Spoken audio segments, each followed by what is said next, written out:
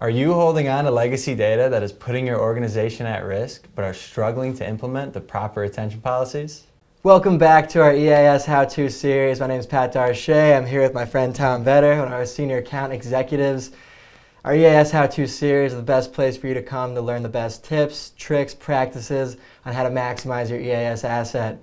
We focus on our latest releases, EAS 9, which is our on-premise platform, and EAS 10, which is EAS that you know and love, everything that you can do on-premise, but available in a wide variety of hosting alternatives.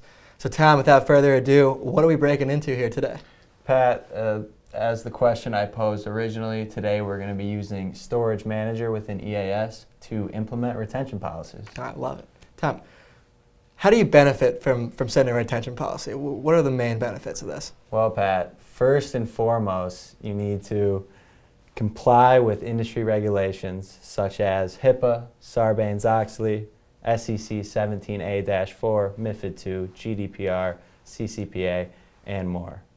Benefit number 2 is with EAS, you can actively monitor and enforce your retention policies. And finally, and maybe most importantly, you show an audit trail that you can defensively dispose of your data. I think we should just go right in, right? Should we fire up EAS Storage Manager? I think so. Let's do it. We are in the Storm application, also known as Storage Manager, where the user has full control of the life cycle of the data that resides in the archive. A large part of managing the life cycle of your data is setting retention policies that can be monitored and enforced across your enterprise. This can be facilitated by using Storm, and I'm going to show you guys how to implement a retention policy, preview that retention policy, and then execute that retention policy. So first things first, I'm going to right-click on the rule and create a new rule. Mail user rule. This is where I select a subset of users that I want to apply retention to.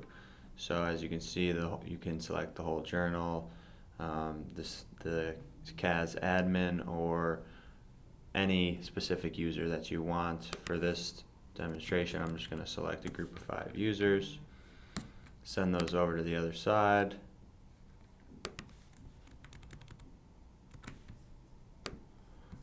and hit apply. So as you can see, the rule pops up here. It's best to rename this. We'll call it 1 year retention. So now in order to implement that retention policy, you're going to have to create a new task. So let's name the task TV demo. And in order to set the task, you need to first have that user subset. So simply drag and drop that in there.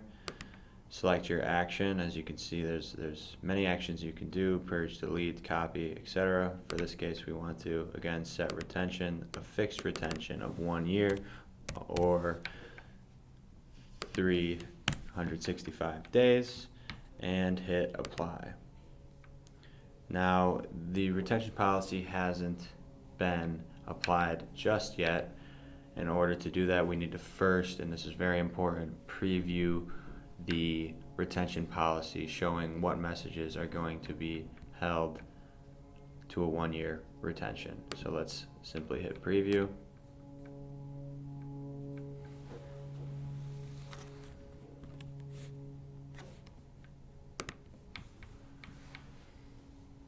And there it is. It shows the location of the data and the number of messages, and also the size of the data set that you have selected to extend that retention. And all you have to do now is execute the task. Tom, fantastic demonstration. I think that helped a lot of people out there that have been talking about retention policies, maybe not quite so sure on how to actually set it up, implement it, run it. So if I'm someone out there, I'm wondering how exactly do I create the right policy for my organization? What are the main questions I'm asking? So Pat, first and foremost, you need to ask yourself, what industry regulations do you fall under? What records do you need to retain, and how long do you need to retain them? And finally, how are you going to enforce and monitor these new policies? And the answer is simple, EAS. Absolutely.